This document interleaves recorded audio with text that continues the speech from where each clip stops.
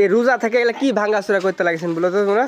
তুমি তো ঠিক করে দিবে না, কতদিন ধরে এগুলো নষ্ট হচ্ছে, ঠিক করে দিতে বুলা বুলা ঠিক করো, সেটা সব নয়। এ দেখো ঠিক করার মানুষ চলে আসতে দেখো। এ রে আল্লাহ, না আসসালামু আলাইকুম, ভালো আছেন মা? কি জন্য আসলে আমি যাব আমার বাপরে, কি এগুলেন দুই কি ব্যাগ লিয়ে আছে?